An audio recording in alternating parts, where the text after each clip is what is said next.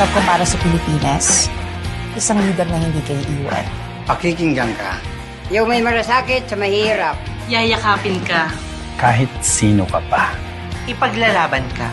Tulad ko, nanay ako, handang gawin lahat para sa anak.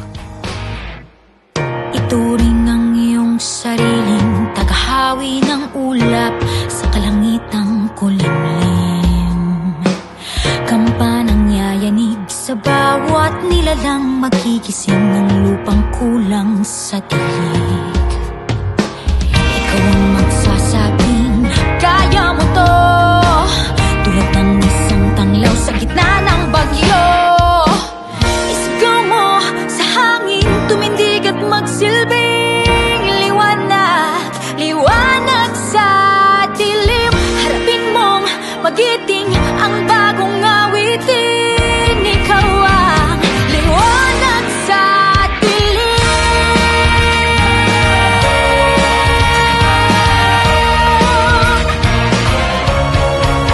At sa paghamon mo sa agos ng ating kasaysayan, uukit ka ng bagong daan. Oh, oh, oh. Ikaw ang naawit ng kaya mo to, isang panalangin sa gitna ng gulo.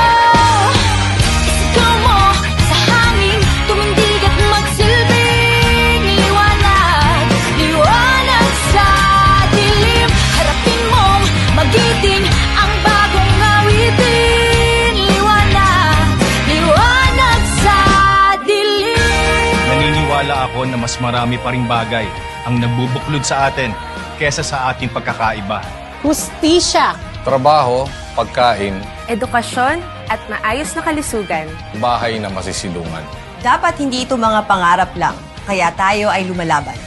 Ang kinabukasan ko ay nakasalalay sa mga boto ninyo. Gusto ko lang naman ng mas maayos na bayan.